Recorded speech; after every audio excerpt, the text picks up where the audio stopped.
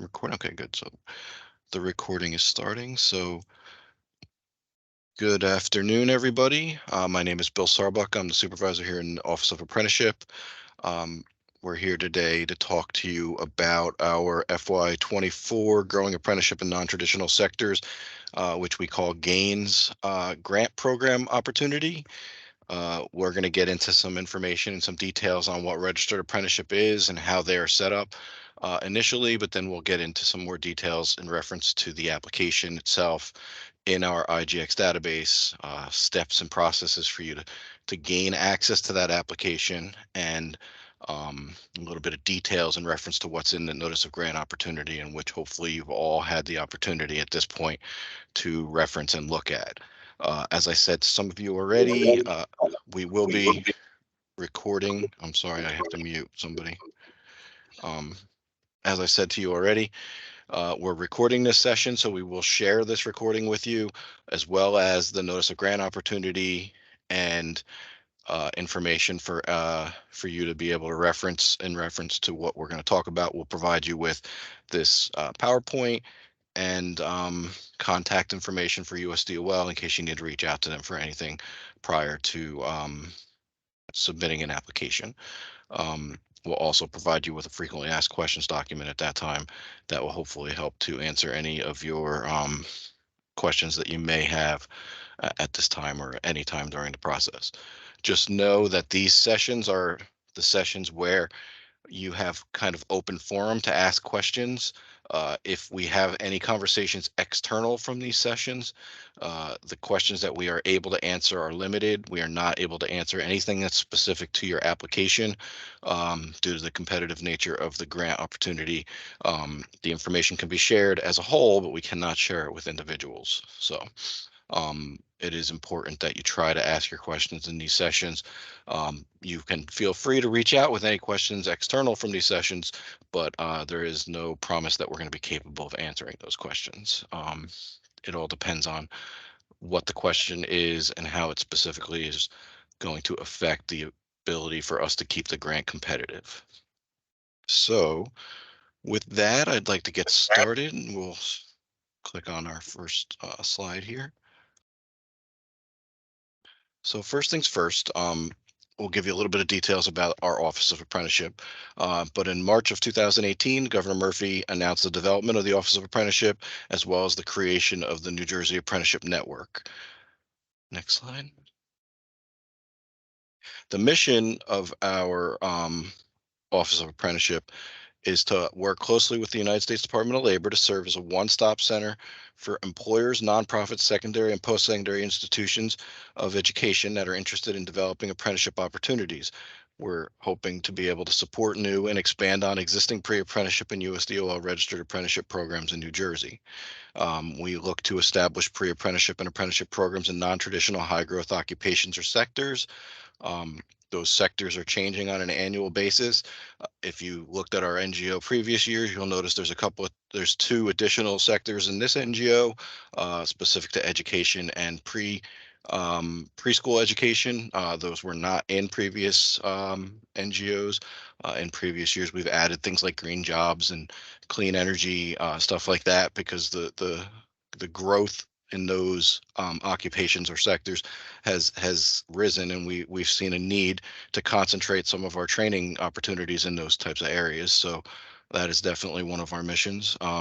Another mission we have is to better align our secondary and post-secondary adult education and occupational trainings to meet the labor demands that are unique to employer New Jersey and to develop career pathways that lead to economically sustainable wages. We do that by partnering with providers through grants like this to train up or skill up residents of New Jersey so that they will meet those labor demand needs, but also to work closely with employers to ensure that the trainings that we're providing are preparing our workforce specifically for what it is that the employers are looking to hire. So that's something we're definitely working towards. Uh, Another mission we have, part of our mission is to help apprentices earn college credits, and gain access to robust career counseling and increase the diversity, inclusion, and apprenticeship programs. Um, this is done through many different avenues, but some of our grants are specific to, we really try to gear our grants towards trying to help populations that are in need, and populations of that are um, possibly not normally being filling those types of positions. We do that with our NJ Build grants as well, but with the Gains program, we definitely gear our programs towards populations um, that are specifically in need of services, and that are hopefully going to help to increase the number of people that are in those career opportunities, specific to those populations, those targeted populations. We also look to remove any economic barriers to training and upskilling through targeted investments. Those targeted investments would be grants like this, that and what the goal is to hopefully eliminate any barriers that either specific populations have in order to get training, or that employers are having in filling positions that they need to get filled, so that they can continue to do the work that they're trying to do in the fields that they are looking to provide services in. Next slide. So what is a registered apprenticeship? Registered apprenticeship program means registered and approved by USDOL, and it provides classroom and on-the-job training in an occupation recognized as an apprenticeable trade, and meets the program standards of enrollment and graduation under CFR 29 CFR 29.6. So ultimately, what a registered apprenticeship is it's an opportunity for somebody to earn while they learn, that will allow them to earn a salary at the same time as they're receiving training. That training would be classroom training, which we call related technical instruction. We'll talk a little more about that in a little while, as well as on the job training, which most of you are familiar with. And that on the job training would gear that towards a real life hands-on experience of doing the work, and becoming um, more ready, or more readily able to complete the job on their own. Next slide. The components of a registered apprenticeship are that it's employer and industry involved. The employers in the industry lead the exactly what it is that the training would have to include. That is something that USDOL does research on and looks into and keeps track of when you're developing these programs with them. It will include related technical instruction, which, as I said before, is classroom learning, usually up to a minimum of 144 hours a year is required of related technical instruction. It will also include a sponsor or an employer. That those two terms sometimes go simultaneous to each other, but ultimately what that sponsor or employer is responsible for is on-the-job learning that is provided to the participants while they are also learning in the classroom. That on-the-job learning would just be like on-the-job training. Some of it would be hands-on, some of it would be watching, but they would be working with a mentor that would help them to learn the things they need to learn in order to be able to do the job on their own once they've completed the registered apprenticeship. Another component of a registered apprenticeship is the apprentice themselves. This individual would be responsible for making sure that they comply with all the parts of the registered apprenticeship, both going to the classroom and taking the on-the-job hours.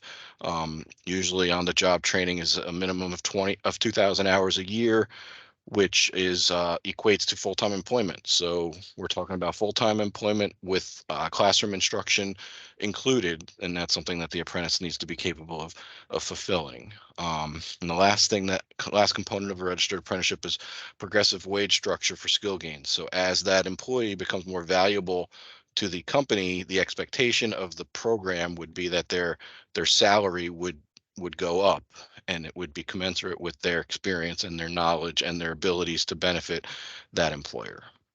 Next slide. So the benefits of a registered apprenticeship to employers are a reduced turnover, increased worker productivity. It builds a company's skill base. It creates a pipeline of skilled workers, and it creates a succession plan as time goes on for the company, and it creates quality standards for those employees. These benefits would all benefit these employers in ways that most employers would say um, really lead to the retention of their employees, and also to the ability to know exactly what the skill base is for their employees, because they're setting up the training themselves and ensuring that those staff receive the necessary training in order to be quality employees for that employer. Now, the benefits for the apprentices would be a hands-on career training program that develops relationships with employers, increases future earning potential, and creates a national credential. Once they complete that registered apprenticeship program, they receive that national credential from the United States Department of Labor. It is recognized in all 50 states, and it is something that's transferable from one state to another. That increased future earning potentials is in line with the progressive wage structure that we spoke about earlier, but it also would allow for them to be more marketable and more properly trained, and possibly even um, an asset to future companies, or the ability to possibly even structure their career pathway to even going into business on their own at some point, if they receive the level of training necessary, and they are comfortable with that route. Um, Next slide. So there are a couple models for a registered apprenticeship program. The first model we'll talk about is a traditional employer model. With that, the sponsor of the registered apprenticeship is the employer themselves. So that employer works with USDOL and the Office of Apprenticeship. um, it works with the Office of Apprenticeship with in reference to this gains grant, and what we provide to them as far as funding and what's necessary in order for them to report on the what's being provided with the funding that we give. But they have to work with USDOL to get that registered apprenticeship program developed and approved by USDOL. Until that program is developed and approved by USDOL, you're not capable of utilizing any of the gains funds, because you're not capable of putting any of your participants into your registered apprenticeship program. So those would be first steps for an employer or sponsor.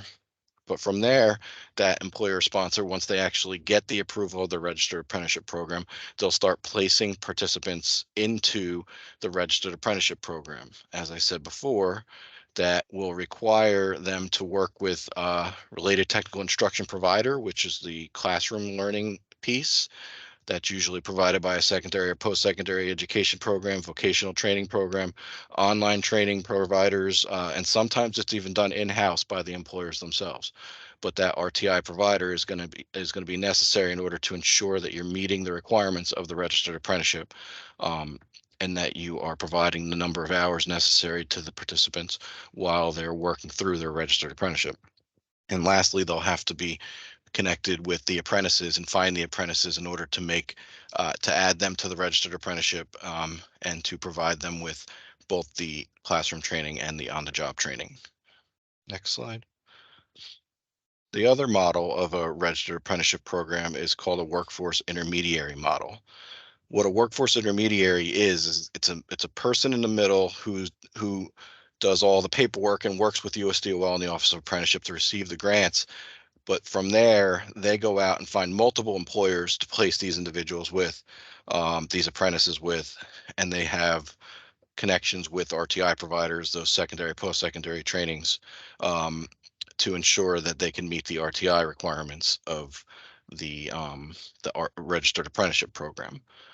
So that sponsor could have multiple occupations, they could have multiple employers. It really depends on um, how large of an intermediary they become, but ultimately they are the middleman between USDOL, the employers, and the grant.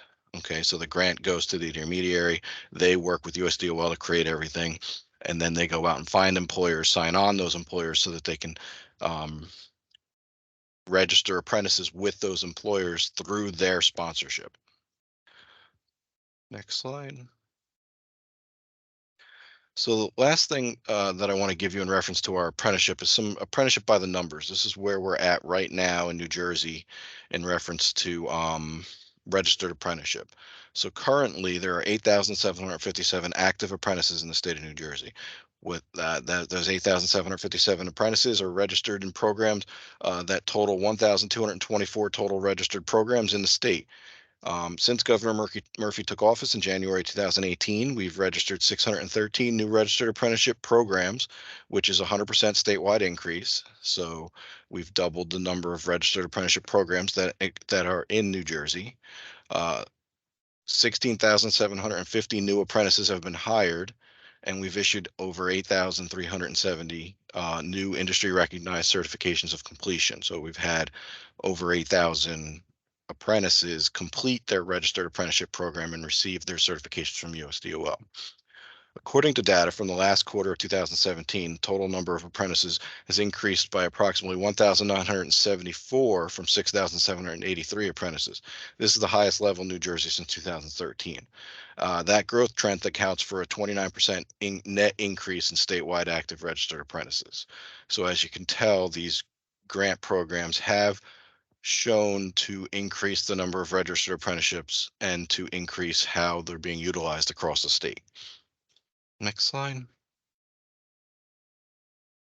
So I spoke to you a little bit earlier about how this our grants do concentrate on specific populations or target populations, and we do gear our programs to try and enhance the ability for those target populations to receive training funds. One of those target populations would be individuals with disabilities. So, just to make you aware, the New Jersey Division of Vocational Rehabilitation Services, which is within the state New Jersey Department of Labor, is a state agency that provides services to enable eligible individuals with disabilities to achieve an employment outcome consistent with their strengths, priorities, needs, abilities, and capabilities. The department encourages applications from organizations who will focus on placing DVRS qualified individuals into registered apprenticeship programs. The DVRS Business Outreach Team, otherwise known as their BOT team, assists employers to strengthen their businesses and enhance career opportunities for individuals with disabilities. DVRS works collaboratively with employers and labor and workforce associates to provide talent acquisition solutions for businesses. Some of the examples of their services are disability awareness training, assistive technology presentation and awareness, Americans with Disability Act considerations, targeted hiring events, and many more. So if you wanted to reach out to our DVRS unit to ask for any information in reference to how you could possibly serve this population and come up with a way to gear your registered apprenticeship program towards serving this population, you can reach out to the DVR admin at dol.nj.gov, and which will get you in touch with that bot team, and you'll be in contact with somebody.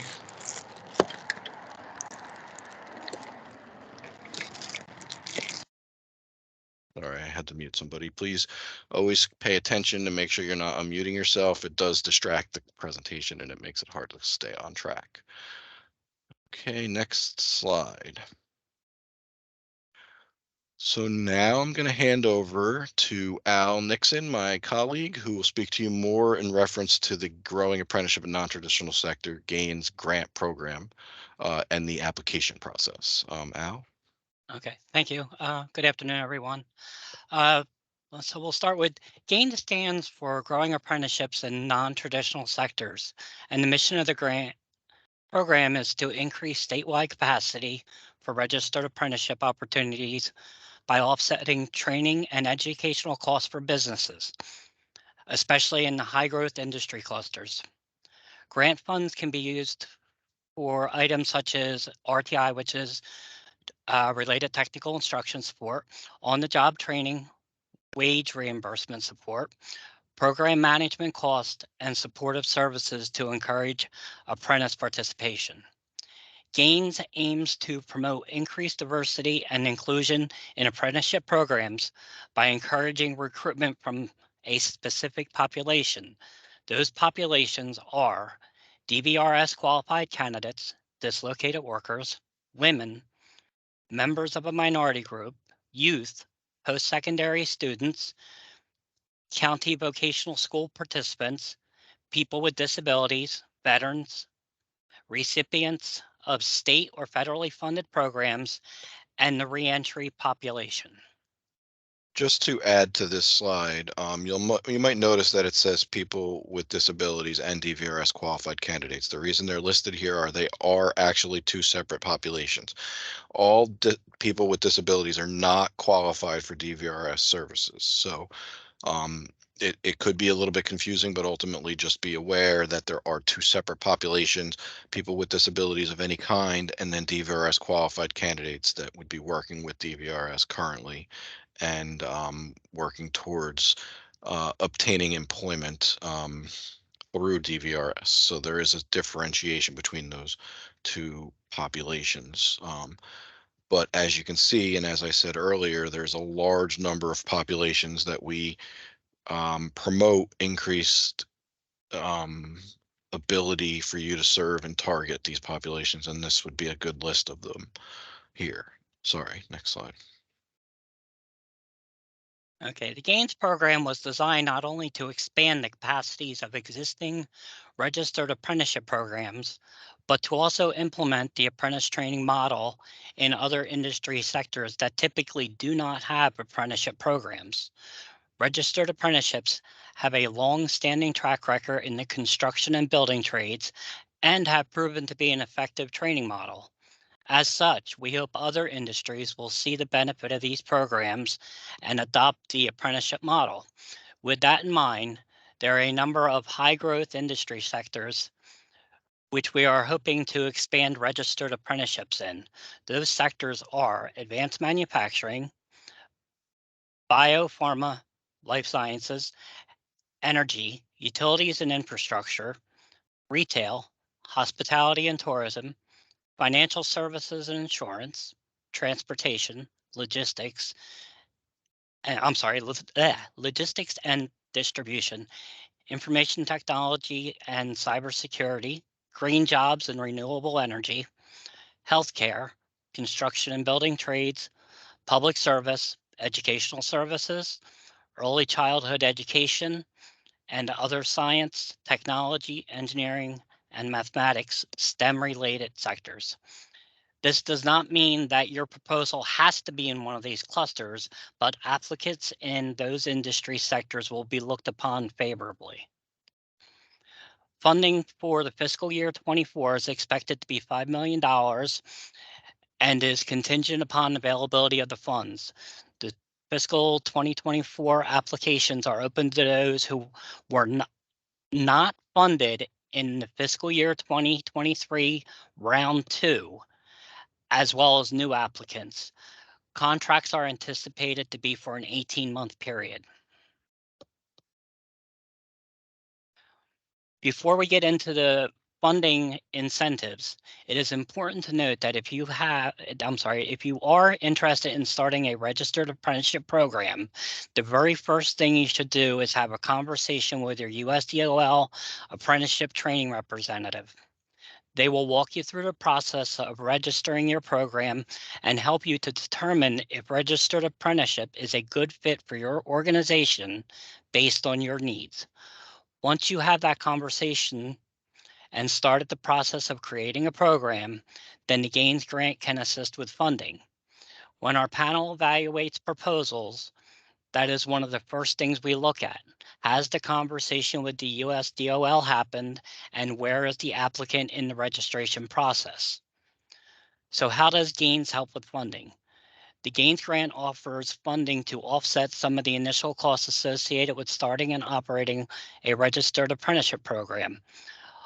Of the funding categories and options, we first offer on-the-job training wage support. This means that once an apprentice is registered in your program and hired, we can reimburse up to 50% of their wage at no more than 40 hours per week for 52 weeks. With this with this incentive, the apprentice must be paid at a rate no lower than $17 per hour.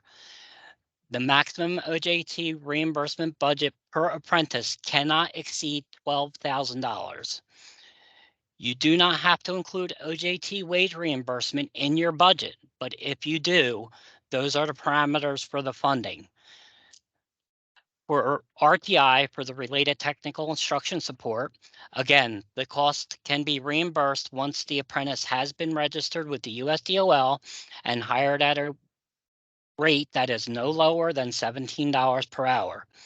You can request in your budget the anticipated cost for the RTI related expenses or a portion, whatever the needs are for your business. Again, you are not required to include this incentive in your budget. These are just the parameters for, these are just the parameters for that funding. Some other stipulations of this grant. One, focused on the expanding registered apprenticeship in non-traditional occupation areas or sectors. However, your program must be from the USDOL approved apprenticeable occupations. We can provide you with a link to the list of approvable occupation in the chat box. If somebody would add that, please. It's actually going to be in the frequently asked questions document that we provide you when we send you everything from this technical assistance workshop. Okay, thank you, Bill. The reasoning behind this is occupations from the existing list are much quicker to receive an approval from the USDOL than creating a brand new occupational training program. With limited time in the contract, that is why we opt for this option. Number two, if awarded the contract, your first class of apprentices should be registered with the USDOL within 6 months of the anticipated 18-month contract. You should allow enough time to finalize approval of your program with the USDOL, recruit, and register the apprentices. 3, another thing to keep in mind is the NJDOL funding is seed money. A sustainability plan is required to outline resources in place to continue your registered apprenticeship program without the support of the grant. And lastly, 4, when you are building your budgets, keep in mind that the maximum allowable cost per head is $12,000 per. That means when your budget items are added together and you divide that by the total number of individuals that you are serving, the result should be $12,000 or less.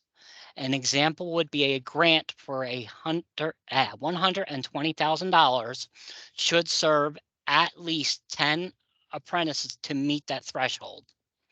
So it is your total budget divided by the number of apprentices has to be less than 12,000 per person.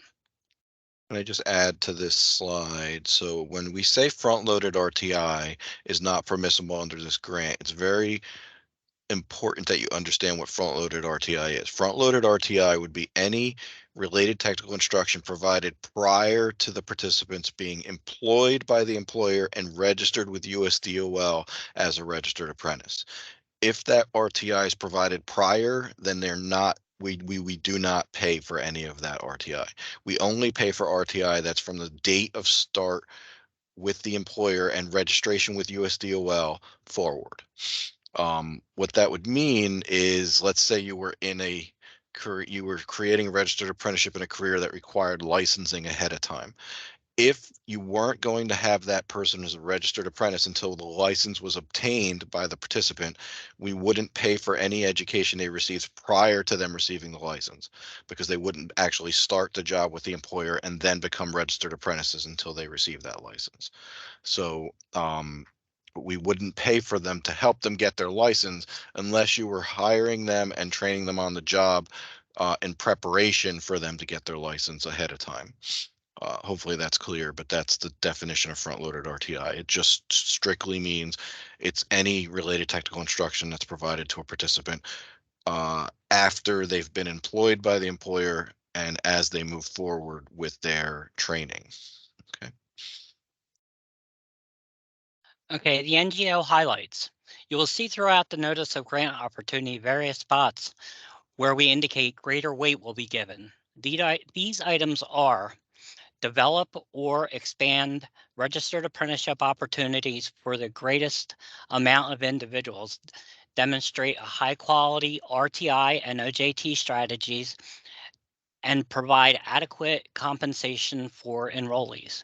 Programs with larger enrollment or small businesses with fewer than 50 people will be viewed favorably. DVRS qualified participants will also be viewed favorably, and these are listed on page 11 and 14 of the NGO. And then you're also seeking to train new hires over incumbent worker apprenticeship programs, and that is found on page 11 and 12 of the NGO. Detail how you will partner with RTI providers and administer RTI. Structure the OJT program, provide progressive compensation structure for apprentices, length of apprenticeship program, and successfully receives the USDOL status, page 13 of the NGO. Demonstrate a viable strategy to recruit apprentices in one or more of the targeted populations as outlined in the NGO, page 12. Adequate, adequately addresses the cost structure and indicate the level of non-state funded investments, including other sources of funding, pages 14 and 15 of the NGO. Demonstrate reasonable RTI and OJ cost with providing quality training at a low cost ratio per individual apprentice, page 15 of the NGO.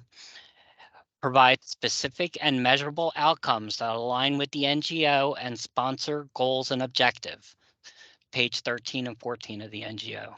And just for clarity purposes on this slide, here's what we're going to give the greatest weight to: an application that is clear, that explains exactly what it is that you're looking to do, that is working in ways to enhance both registered apprenticeship programs as well as training programs specific to populations that we are listing here within this NGO as targeted populations.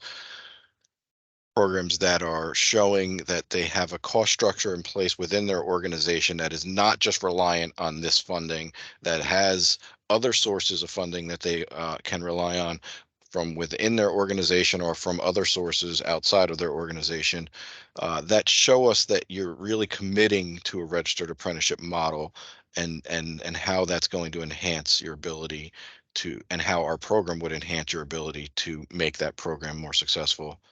um, and doing it at a cost per individual that it is deemed necessary and not is not easily looked at as a stretch for the cost. Um, we obviously want to serve as many people as we can with the funds that we have available here. $5 million sounds like a lot of money, but you go through it a lot rather quickly at $12,000 per participant. So if we have programs that submit applications that are looking to serve for less than the 12,000, that is definitely something that'll be favorably looked at within this NGO, and that's why we state that that greatest weight is given to applications that do this. Um, when we say incumbent workers, what we're referencing is workers that are already employed by the company. So if you're hiring new hires and hiring them on to be registered apprentices, that would be um, what we're looking to do with the majority of our positions here that we're filling within this Gaines grant. But it doesn't mean you can't use incumbent workers if it's necessary in order to meet the needs and the demands of your business. So just for some additional clarity. Okay, so next we're going to review the application process. Okay, the first steps. If you are considering applying for the Gaines grant, here's some steps that you need to add that need to be completed. First, make sure that you are eligible to apply for Gaines by checking the list on pages 9 and 10 of the NGO. Second, the authorized official of your organization and other staff who will be working on the grant should complete a registration in IGX. We will get in more in depth with the process later on about IGX. But just know that the authorized official for purposes of the grant is the individual in your organization who has the ability to sign the grants. Number three, your authorized official submits a letter of intent to apply for gains via email. We've included a sample template on page 22 of the Notice of Grant Opportunity. That template also contains the email address where to send the letter. We asked that the letter of intent because it provides our team, we asked for the letter of intent because it provides our team with important contact information and a sneak look into your anticipated proposal. After receiving the letter of intent and verifying your IGX registration, we will approve your organization's access to IGX and the gains application. You will then receive an email from our team that will confirm your access, and you will also be provided with a user guide to help you navigate the application process. The two important items that your organization should take care of right away is obtaining your tax clearance certificate and registering as a vendor with NJ Start. The tax clearance certificate is a letter obtained from the New Jersey Division of Taxation that certifies your organization has no outstanding liabilities with the state of New Jersey. This document can be requested through an electronic employer portal and sometimes can take a few days or weeks to receive. That is why we recommend completing this task early in the application process. We've included the hyperlink for more information in this presentation that we will be sending out to everybody who attended afterwards. Number two, registering with NJ Star establishes a vendor account profile, which is used to determine where the grant reimbursement payments will be sent if you are awarded the grant. You do not need to re-register if you already have an NJ Start account. The hyperlink for the NJ Start will also be in the presentation. And I just reiterate, and I hate saying this over and over again, so I apologize to you guys, because I know that Al just did a very adequate job of explaining to you how important it is that you don't wait till the last second to do these things.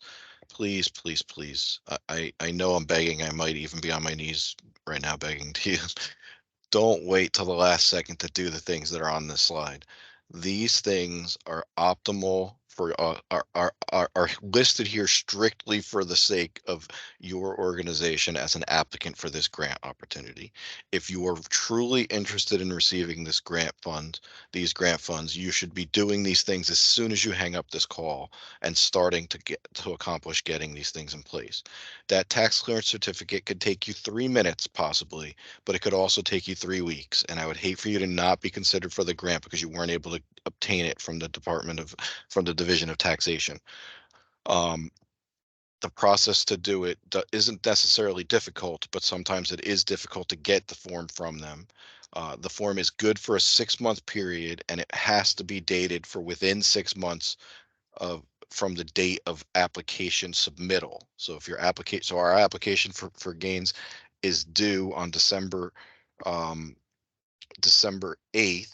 So it would have to be dated for within 6 months from December 8th in order for it to be considered um, acceptable. So please, please pay attention to this slide, follow the prompts, read through the NGO, and the NGO will explain how to do these things as well. But please don't wait till the last second to submit that letter of intent to us. Don't wait till the last second to get that tax clearance certificate.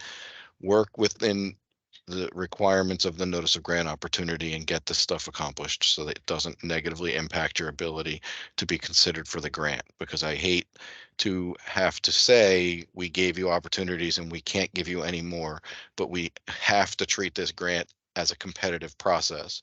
We don't have any other choice. And if you are not in submit, you don't submit something that's required, or you haven't completed something that's required, but somebody else has, they will immediately be considered over you in that competitive process. So please be pay attention to what Al just went over here, and NGO, and comply with getting these things accomplished as soon as you can. Thank you. Okay, your proposal components. There's a list of different pages and components that you will need that need to be completed in IGX. Again, we're going to introduce you to IGX later on in the presentation. So on the applicant information page, you will indicate a point of contact for purposes of the grant and provide contact information for your organization. On the counties to serve page, you will indicate which counties in New Jersey you plan to serve throughout the Gaines grant.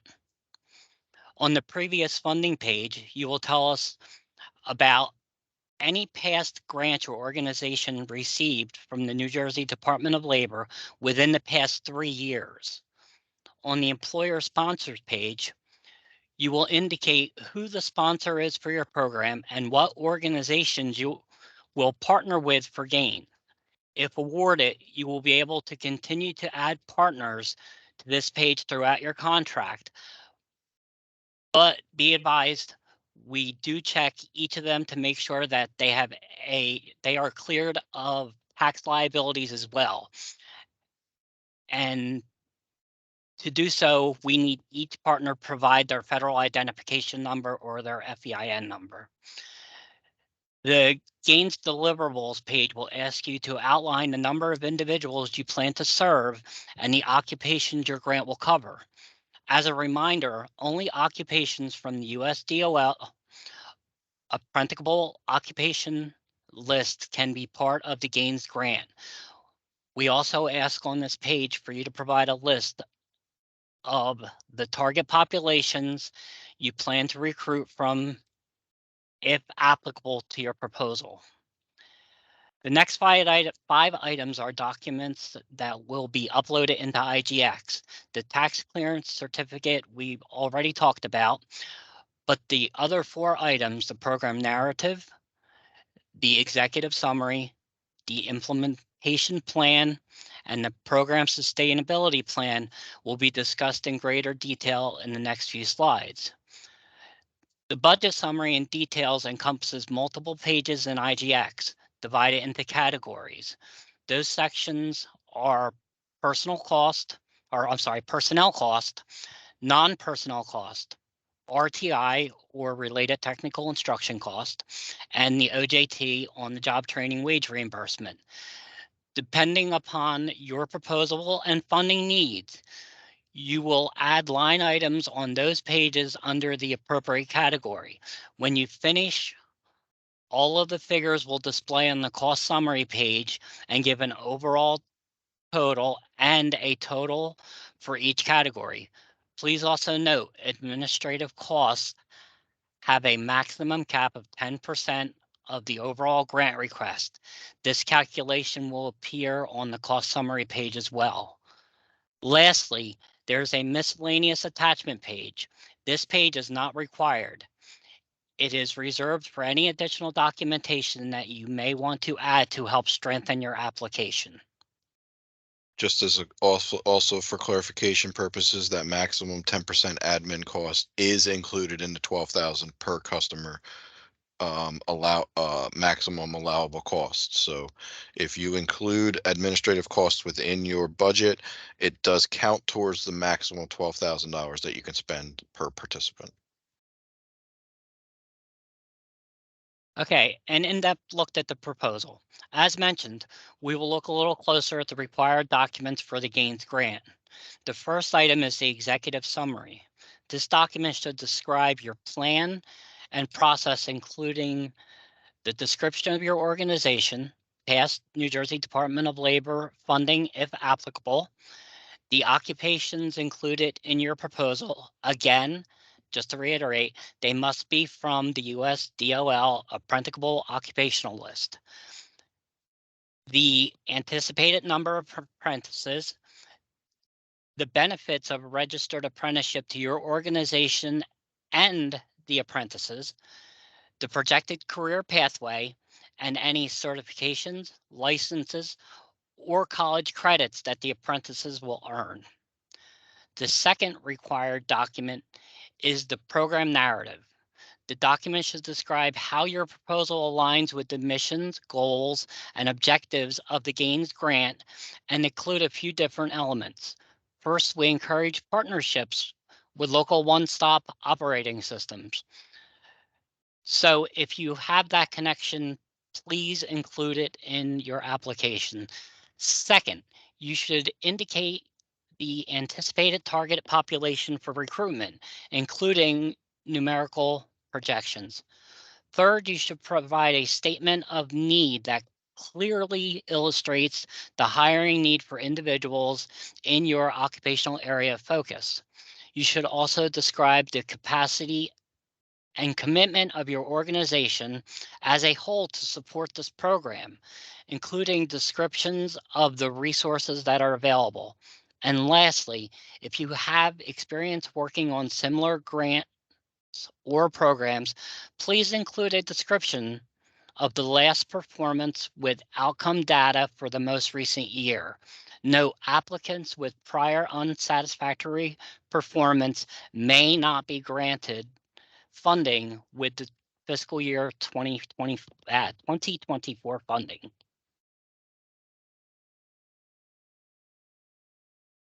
Okay, the third component or the third document required is the implementation plan.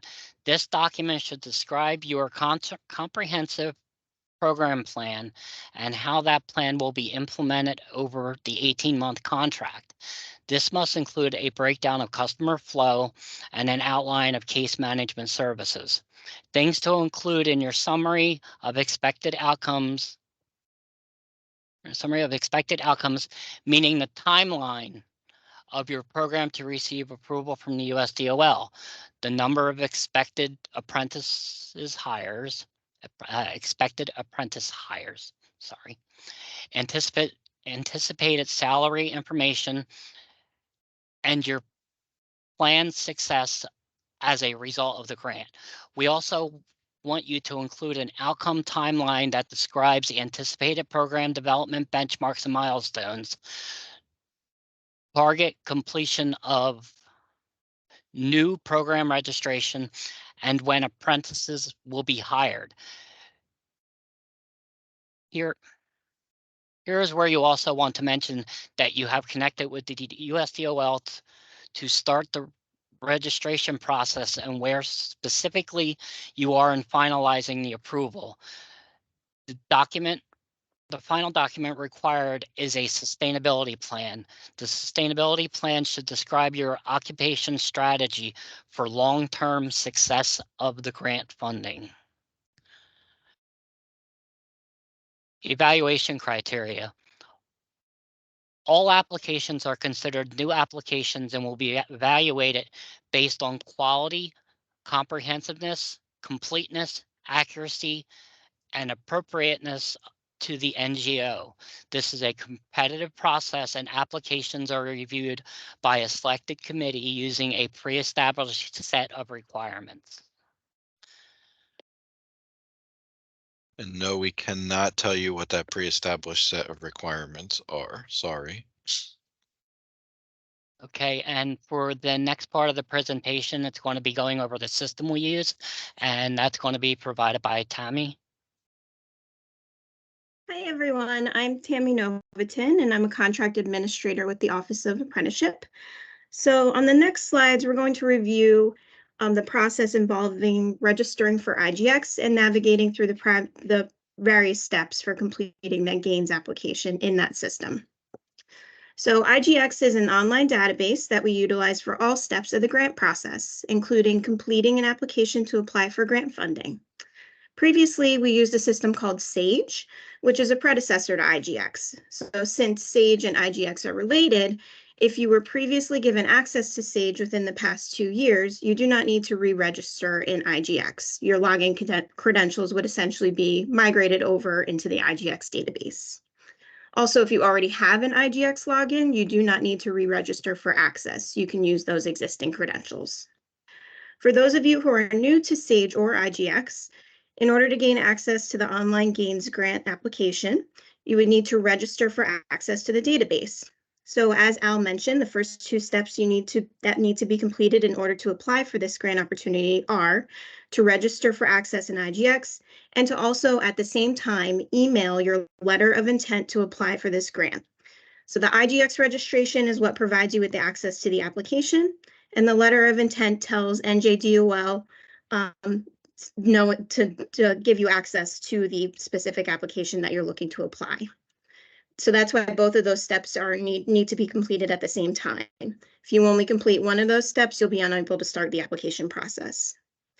So to register in IGX, the first step is to visit the website at njdol.intelligrants.com. While on the web page, you'll navigate to the login box and click the hyperlink that says New User. When you click that link, a registration form will appear. Complete all the information requested on the registration form. And at the bottom, there will be a section to indicate the grant program that you're applying for, where all you need to do is simply type in gains. When all the information is entered, you'll click the register button to submit the form. Again, this alone will not give you access to the application. We're also going to need that letter of intent to approve your access. Once you have registered and emailed your letter of intent to apply for this grant, we'll then send you a follow-up email letting you know that you can now access the gains application. The email will also contain a user guide to help you navigate IGX and the application. So to start the application, you'll return to the IGX website at njdol.intelligrants.com and use the login box to enter your credentials. Sometimes when you first log in, IGX will send a verification code just for security measures. So if that is the case, you would just follow the prompts and complete those steps. Once you're logged in, you'll be brought to your dashboard page, which is essentially the home page for your access. On the right side of the page, you'll see a box called My Opportunities. The Gains grant may already be listed under My Opportunities for you to access, or you may need to use the filter option to sort what is available. To use the filter option, you'll begin by selecting the arrow next to the word filter. Under provider, you'll select New Jersey Department of Labor and Workforce Development. Under name, you'll type in Gains, and then you'll click the search button. The Gains application should appear in the My Opportunities box under the filter section. To start the application, you'll simply click the hyperlinked item titled Growing Apprenticeship in Non-Traditional Sectors. After clicking that hyperlink, you'll be prompted with an agreement box. Select Agree to start the application or Decline if you do not want to start the application at this time. Once you agree to start the application, you do not need to complete all the components in one sitting. Rather, you have the ability to re-access the application as many times as you need before you submit. The application, while it's being worked on, once you hit that Agree button, it'll remain on the dashboard page or your home screen under the section called My Tasks. So you can easily re-access it at any time.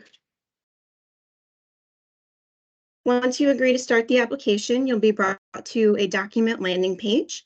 All of the pages that need to be completed will be located on the left side of your page under Application. To view or complete a specific page, simply click the name of that page. As you complete each of the pages of your application, a checkbox will appear next to the name of the page to signify it's been completed. If the box next to the page is empty, or if an exclamation point appears, you must visit the page to complete any missing information or fix any errors. After all of the pages have been completed and you're ready to submit the application, your authorized official or agency administrator, who would be the point of contact for your grant, then has the ability to submit the application for consideration. To submit the application, you'll use the navigation panel on the left side of the page to scroll to the section titled Status Options. Under Status Options, you'll see Application Submitted.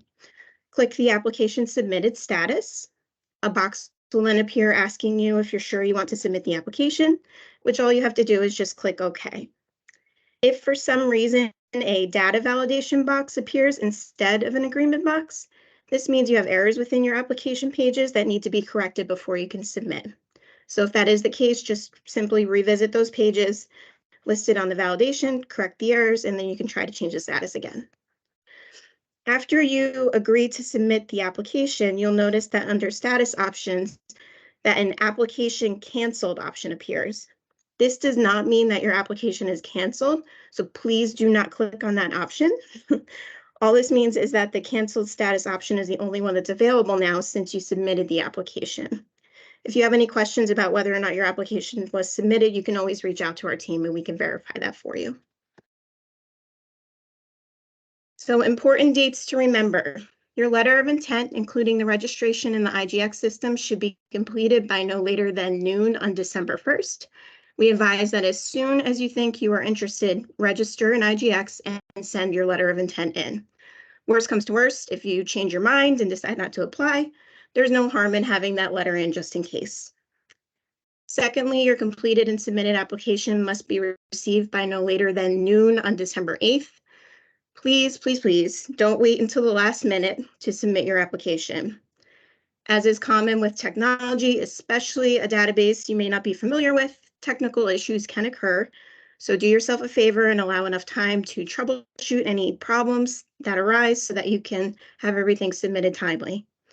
Also, do not wait until the last minute to ask questions about the issues you're encountering. The application deadline day, as you can imagine, gets very crazy. We're a small team. We can only take so many calls before the deadline. So you don't want to miss the deadline because you waited until the last minute to ask for help. The deadline's very strict. Rarely are exceptions made.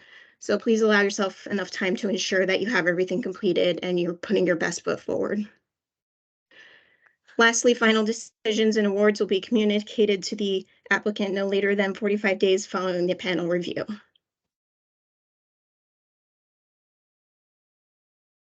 This is the contact information for our unit. So Jim Manning is our Chief of Contracts and Programs. Bill Sarbrecht is the Contract Administrator 3 in our unit, and he supervises all the grants. For any general inquiries or technical assistance, the best way to ensure response is to email the apprenticeship unit inbox. Those emails go to everyone on our team, so someone can get back to you right away. That's the best way to really reach us. And that concludes the presentation of the Gaines grant. I'm going to hand it back over to Bill so he can answer any questions that you may have. Okay, great. Thank you, Tammy. If it's not abundantly clear with the fact that Tammy and I both say please, please, please instead of just please once, um, we really do hate to see anybody that is hindered from having the ability to apply for these opportunities if they are interested and feel they have a program that is going to be successful. So we reiterate those things with the hope and prayer that everybody will follow our guidance so that it doesn't negatively impact your ability to put together the best application you possibly can, but also so that it doesn't hinder your ability from being considered for funding. We have $5 million set aside specifically for this round of gains, and I would love to give away all 5 million of it. And that's only been a possibility if the applications we receive put your best foot forward and allow for you guys having to have that opportunity. And we can only do that if you comply with some things that are required by both state legislative law as well as internal regulations that are beyond our control within the department. So those things are hopefully understood and clear, and everybody is on the same page. So for those of you who have already entered things into the chat, we'll dive into those questions now and try and answer them. For anybody who has questions but hasn't entered them into the chat, please feel free to start adding them now. If for some reason you're not able to enter them into the chat, then raise your hand or let us know, and we will try and give you some time to ask your question and unmute yourself. So Jamie Belt said, are we reviewing account creation issues at all today? I tried to make an account for the portal, but it isn't allowing me to log in. So by portal, I'm guessing you're referencing the IGX database. We did just go through that. Hopefully that was clear enough. But if you're having any problems registering, and if you've registered already but have not submitted that letter of intent, that would be why you don't have access yet, because that letter of intent is what tells us to go look for your registration and give you access to the database. So until you send that letter of intent, we will not have given you the access to the database. Therefore, it won't allow you into the database. So get that letter of intent submitted to us. As we stated earlier, the notice of grant opportunity provides you with the template that you need to utilize in order to submit that letter of intent. It's in the back of the notice of grant opportunity. It's attachment 1. Off the top of my head, I think it's like page 21 or 22. So take a look, copy and paste that, enter your organization's information within the sections in which you're required, and get that submitted to the apprenticeship unit at dol.nj.gov email address so that we can give you access to the application and send to you the user guide in order to complete the application pages. What is an example of reentry population? Chris Capobianco. Hi, Chris. How are you? The reentry population are all those who are currently either under parole supervision or recently released from prison or jail. So reentry would mean reentering the population, the general population of individuals. That would be the reentry population. Ruth Patterson, $17 at date of hire or upon the date of enrollment into the program. It would be $17 upon the date in which they are registered with USDOL as a registered apprentice. As I stated earlier, they cannot be in our program until they are registered with USDOL. So they would have to be making $17 an hour at the time in which their registration with USDOL occurs. Can you define front-loaded RTI, Alex? I did that during the presentation, but for anybody who didn't hear it, front-loaded RTI is any related technical instruction provided prior to them being registered, the participants being registered with USDOL and employed by the employer. If they've received any of related technical instruction prior, that's front-loaded and is not allowable within the grant confines and with to utilize grant funds for that. Do grant funds count for sustainability or must it be revenue generating? No, our grant funds are not what we anticipate you telling us that that's what you're going to use for sustainability. Sustainability is your ability to sustain this program minus our funds existing in the future. So we want to see that we're not just giving you these funds and you're doing it because we're providing it to you, that you have a plan to continue doing this program post Department of Labor funds being available. Does the new hire need to be enrolled as a USDOL apprentice at the time of hire? Yes. In order to be considered a registered apprentice, they have to be registered with USDOL as a registered apprentice. All of our participants have to be registered with USDOL as a registered apprentice. They can have been hired. This is where I was talking about. They can have been hired by the employer in the past and come into the gains program as an incumbent worker. That is allowable, and that is something that we would be capable of allowing, but ultimately we do we do look more favorably towards new hires, which would be individuals that are newly hired by your company and brought on board specifically for the purposes of entering into the registered apprenticeship. Is IGX the same thing as Sage? So IGX and Sage are the same database. They're the same company, but they're separate databases. So the old Sage database is what we utilize for some of our older gains grants or Office of Apprenticeship grants. We currently use IGX for all of our new grants. They're not that much different. They're fairly similar. If you were registered in the old Sage database, you're more than likely registered in the IGX database. So you can submit your letter of intent. We can check and see if your registration is still active. But if we can't find it, we would have to email you and you'll have to go in and register in the IGX database as a new user. That is what Tammy just went over and showed you guys. But at the end of the day, they are separate databases with separate pieces of information. We have some grants in the old database that are still going and some grants in the new database that are going now. Those agencies, if they have old and new grants, are going into the two separate databases to enter any of our information. So they are separate databases, but the way they work is similar and they are the same in the capacities of we use it for application purposes and also for contract and billing and activity reports as we move forward. Are we able to add employers throughout the grant period, or must the funds be restricted to the employers referenced at the time of the proposal? You absolutely can add employers throughout the grant period. They'd have to obviously be added with USDOL as well, but we add employers throughout. based on the needs of your organization and your and the population in which you're trying to serve. So yes, you can add employers as time goes on if you're an intermediary. If you are an employer, obviously, I don't know how you would add additional employers since you're the only sponsor. What is the estimated start date of this grant? So my best guess is that we're pushing to start somewhere around January 1st to January 15th. With grant applications being due January 8th, usually 45 days from then is when we anticipate trying to get contracts in place for those who are awarded. That puts us into the new year. So I'm going to say probably more likely January 15th. Or somewhere towards that second half of January. We usually try to start at the beginning of month, so it could possibly be a February 1st start date, but that's not what we always do. We are always trying to get the grants available and out there as fast as we can, so somewhere in that range.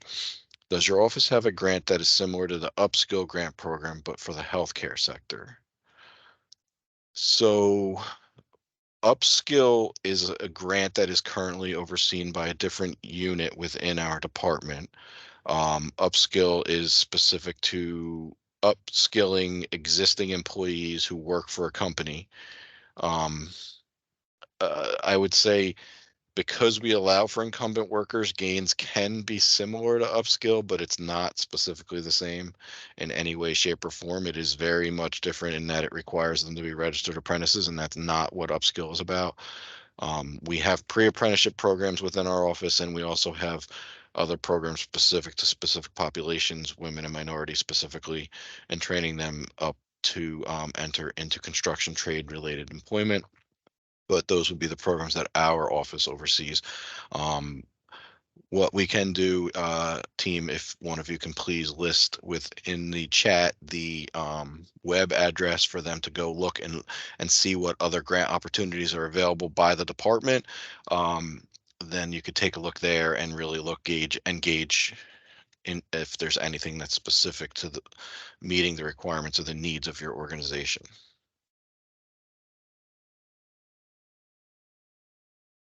May you clarify for me the 12,000 per apprentice, is that just the OJT funds or does that include things in the other? Okay.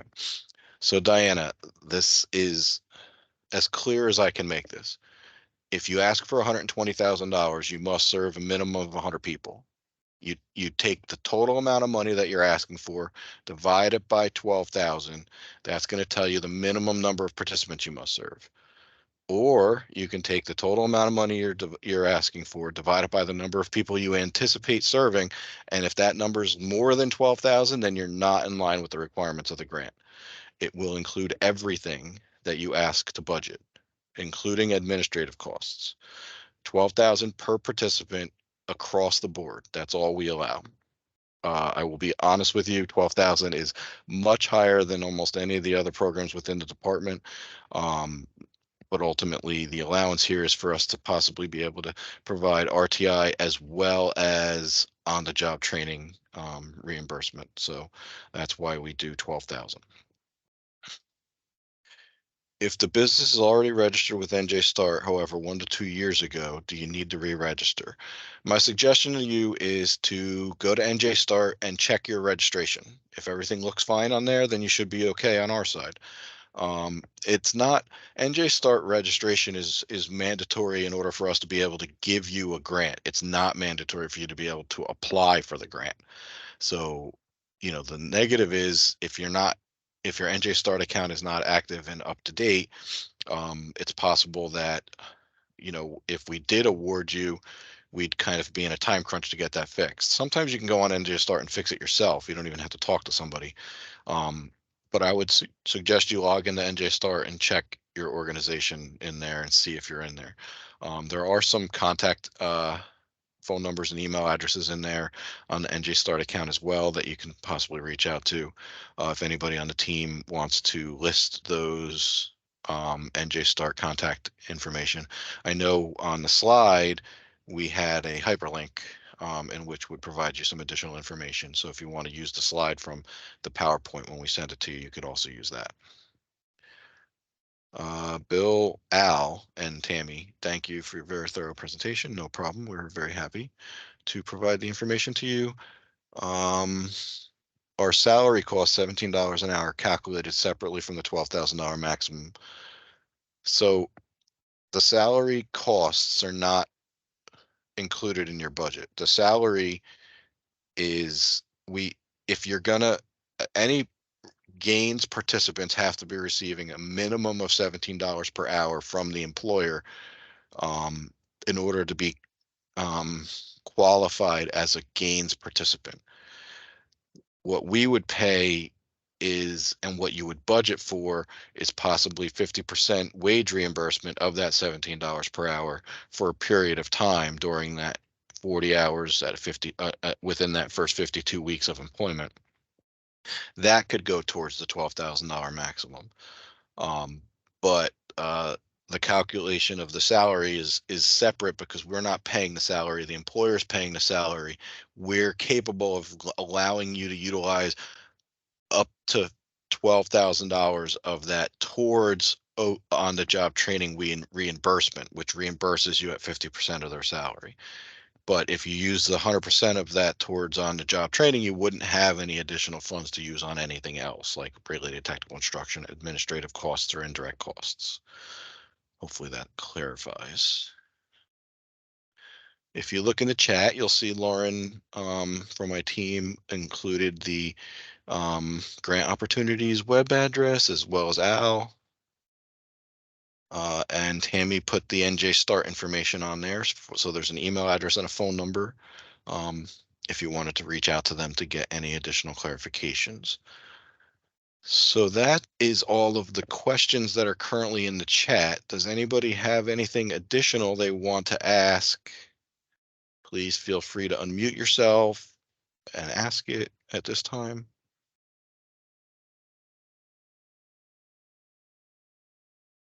One quick question. So just with the 12,000, so it is,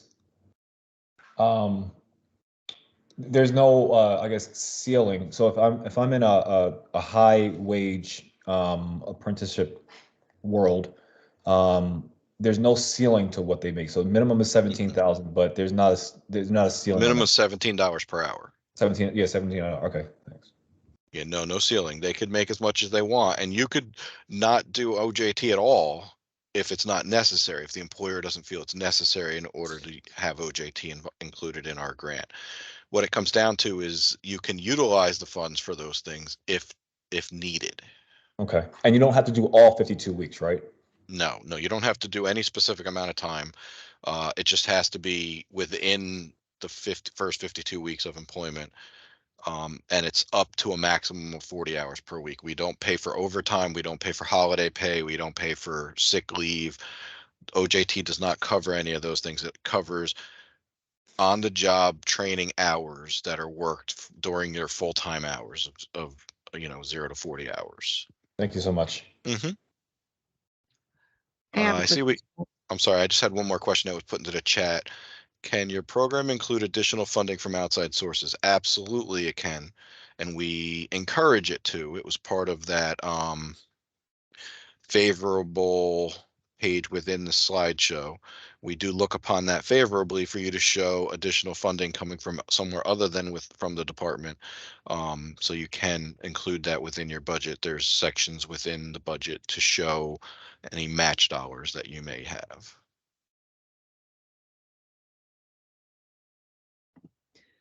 Thank you for that. And in addition to that question, so if you're putting a program in place, can you submit your proposal, your application, requesting for the Gains Fund as a supplemental to the apprenticeship program that you're trying to put together? I'm sorry, I didn't quite follow. Can you just ask that one more time? So, for example, hypothetically speaking, let's say that the registered apprenticeship program is $200K. Could you be requesting $100K towards that program because you have outside funding for about $100K? Yeah, so yes, what I would suggest what you would do is you would list the other funds that you're going to utilize as match or in-kind funds, and state where they're coming from. You don't have to tell us the exact organization that's providing it to you, but you would just state that they're being provided by another grant source or by an employer or by, federal funds, something like that. But you could provide that within the budget. When you actually see the schedules within the budget, that'll make more sense to you. But yes, you can um, put together a grant that asks for 12,000 per participant from us, even though it's going to be 20,000 per participant, but you're using other funds to cover the other 8,000. Okay, and what about charging tuition? Tuition would be the related technical instruction costs. So that's what we would capture under related technical instruction. You can charge towards it, but it has to be related technical instruction that's provided after they've been hired by the employer and are working towards meeting the requirements of the registered apprenticeship with USDOL. Okay, so to clarify, the apprenticeships of the program can pay tuition into your program? The apprentices, Yeah. I I'm not going to say that it's not possible for the apprentices to possibly be paying for a portion of the related technical instruction. I would say that it's not very normal.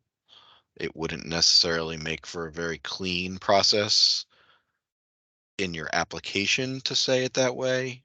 Um, but I am not saying that you can't put together an application that has it broken down that way.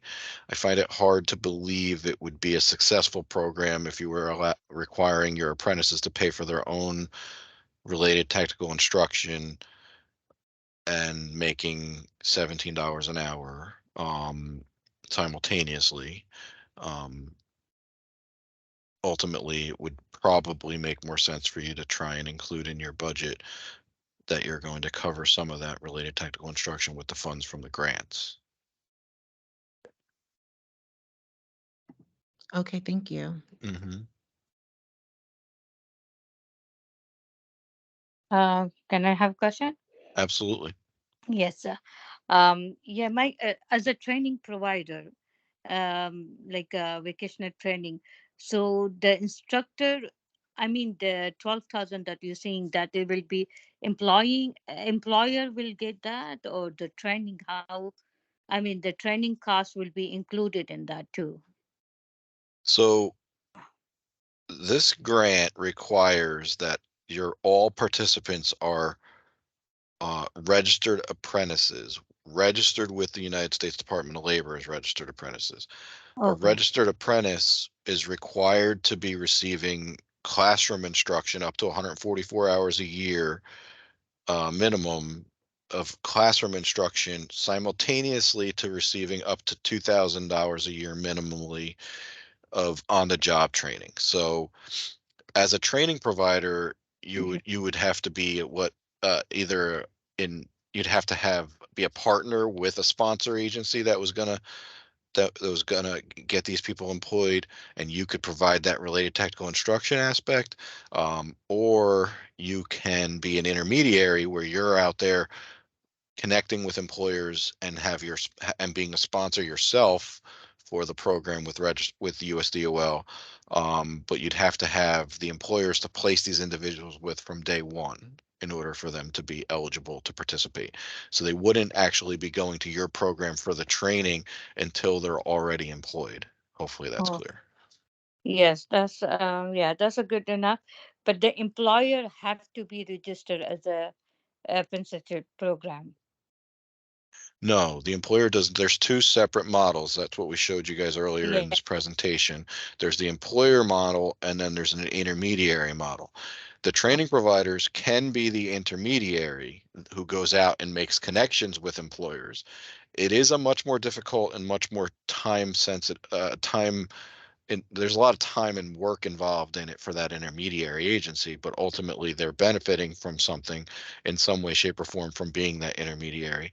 Um, but the intermediary model would allow for you to be the sponsor as the training provider and to go out and find employers to place these individuals with. But Yeah. just know for clarity purposes, they wouldn't be eligible to, we wouldn't be able to pay any of those training funds until they were employed with the employer. Okay. Okay. Okay. Okay. I got you. Yeah. So, okay. Yeah. S- Another one last question. Mm-hmm. Um, just as you said, relating to additional employers. So thinking of sustainability, at some point when we train all of these apprentices and the sponsor hires these apprentices, they might get to a point where they're at capacity of hiring. Mm-hmm. Now, let's say I want the program to be a going concern. Am I allowed to now say, hey, I have these trained staff that I know can work in your company? Can I place them with you? And how does that? So you have to be careful because some of what you're saying is not registered apprenticeship. Registered apprenticeship wouldn't be training them up front and then placing them into jobs. Registered Mm. apprenticeship is training while on the job. Earn while you learn. So those things are for clarification purposes. You really need to make sure that you understand that before you submit an application for gains, because if you're not submitting it with that understanding and there is any confusion by panel about whether or not you're going to have front loaded RTI, it will negatively impact your application right from the start. So I'm just making sure that that's clear so that there's nothing that would negatively impact your ability to receive funding. But to answer your question, you can have people who are interested in the registered apprenticeship program and make the connection between your recruitment of those individuals and the employers, um, when the employer tells you that they have availability for slots. And you can have multiple employers as an intermediary. It doesn't have to be one employer. You could have 10 employers across the state that are hiring for the same type of work, and they all are approved by USDOL to provide that on the job training. That is a part of your registered apprenticeship program. So um, you can recruit participants and have them in the waiting until they get placed with the employer. And then once they're uh, connected with the employer and employed, that's when you would start your related technical instruction and on the job training for those participants. And that's when they'd become eligible to be considered gains participants. I see. No, that's clear.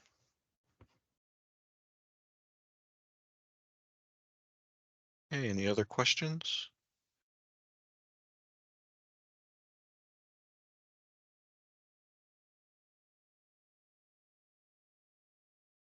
Okay, so keep your eyes open. We will send out all this information. I want to add this. We had somebody who just joined again. I just want to make sure that they didn't have any questions. We'll send out all this information in the next couple days, to ensure that you have the PowerPoint, the presentation of the PowerPoint, the frequently asked questions. We'll also send you a list of the staff from USDOL, and it will tell you which counties in which they are oversee, so that you know who to reach out to if you needed to reach out to them for some additional clarification on getting your program registered with USDOL. We'll include that as well in the stuff we send out after this meeting. It'll probably get to you sometime in the next day or so. I'm hoping to have it to you by the end of the day tomorrow. I have to wait to get um, this presentation in Teams. I can't forward it to you in Teams, so we make it into a YouTube video and then send it to a link to you for YouTube, and that takes a couple, sometimes takes a day or so. So I just need to get that to our marketing team so that they can put it into our YouTube page and we can add it to our frequently asked questions. But that's where you'll find the link to the presentation within the frequently asked questions document at the end. So we'll get that all out to you as soon as we can. In the meantime, if you didn't register for this presentation and you want us to send you the information, please email apprenticeshipunit@dol.nj.com and we'll make sure that we include your email address in our forwarding of this information. And like I said, we'll get that out shortly. In the meantime, please pay attention and make sure that you stay in line with the requirements of the grant, and that you get your letter of intent in as soon as possible. But the very latest you can get it submitted to us is Friday, December 1st. And your applications would be due by noon on Friday, December 8th.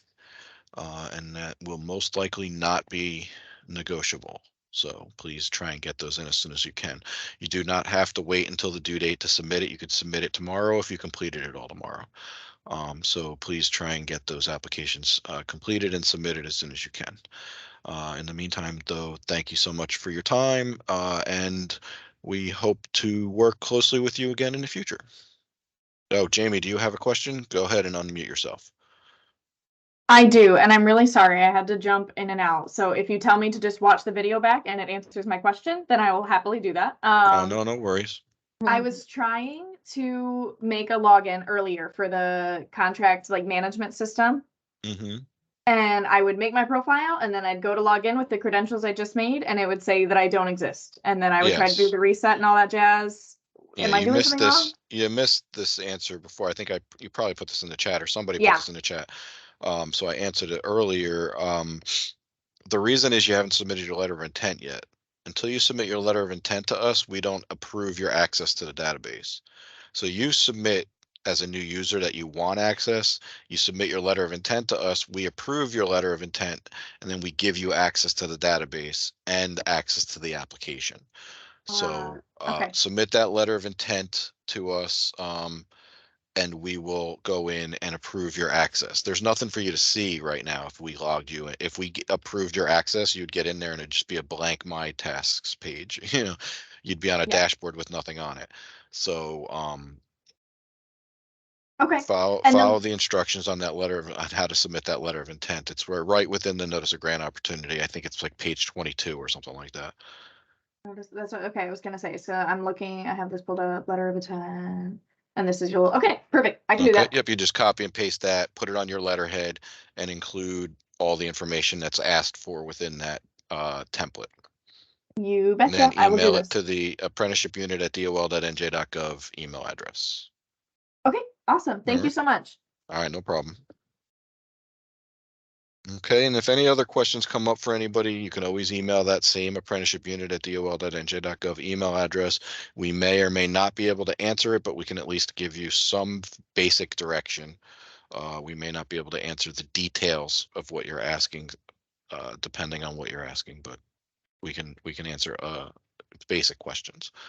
Okay, so in the meantime, thank you again. We appreciate your time, and we shall hopefully be in touch in the near future. Take care, everybody. Okay.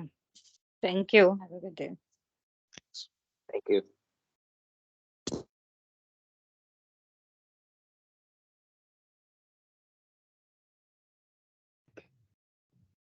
Thank you.